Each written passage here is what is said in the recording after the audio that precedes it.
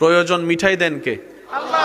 এবার আসেন, একজন মানুষ ভালোভাবে বেঁচে থাকার জন্য কয়েকটা জিনিসের দরকার। আমি বলবো, আপনারা শুধু বুঝে বুঝে বলবেন যে হ্যাঁ অথবা না। পোশাকের দরকার, পোশাক বেশি দরকার নাকি খাবার বেশি দরকার?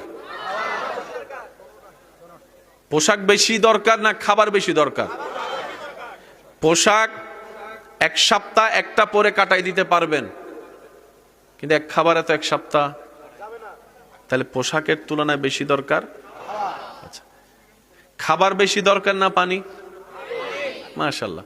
পানি বেশি দরকার নাকি নিঃশ্বাস? কাপড় ছাড়া এক সপ্তাহ এক মাস বাঁচা যাবে, কিন্তু খাবার ছাড়া এক মাস বাঁচা। খাবার ছাড়া আপনি এক সপ্তাহ বাঁচতে পারবেন, পানি ছাড়া এক সপ্তাহ বাঁচা। পানি ছাড়া আপনি একদিন বাঁচতে পারবেন, নিঃশ্বাস ছাড়া আপনি 10 মিনিট বাঁচতে পারবেন।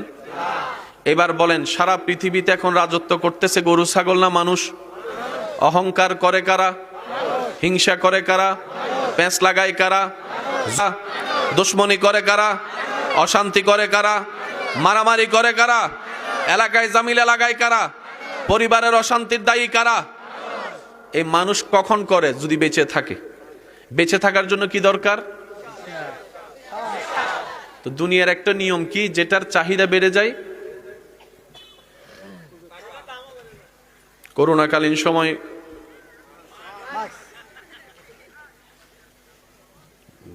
বুঝাইতে পারছি? এখন কিনতে গেলে করোনার সময়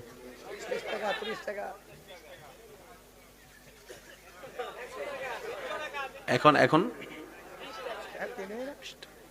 করোনার সময় 500 টাকা হয়েছে। দুনিয়ার নিয়ম কেমন সেটা আমরা সবাই জানি। এবার আল্লাহর নিয়মটা দেখেন। কাপড়ের চাইতে বেশি দরকার, আমি সবার মনোযোগ চাচ্ছি, কাপড়ের চাইতে বেশি দরকার, খাবারের চাইতে বেশি দরকার, পানির চাইতে বেশি দরকার। আল্লাহ কেমন সিস্টেম করেছেন দেখেন। কাপড় আপনাকে মার্কেট থেকে কিনতে হয়, কিন্তু খাবারের বাজার আপনার ঘরের এলাকার। এই খাবারের চাইতে পানি যেটা আরো বেশি দরকার, সেটা পাওয়াটা আল্লাহ আরো সহজ করে দিয়েছেন। পানির চাইতে বেশি দরকার প্রত্যেক সেকেন্ডে নিঃশ্বাস, সেটা আল্লাহ এত সহজ করেছেন। আপনি যেখানে যাবেন, নাকে নিঃশ্বাস নেবেন, আল্লাহ অক্সিজেন সেখানেই পৌঁছায় দিচ্ছে। কাপড়ের জন্য একটা খরচ আছে না নাই?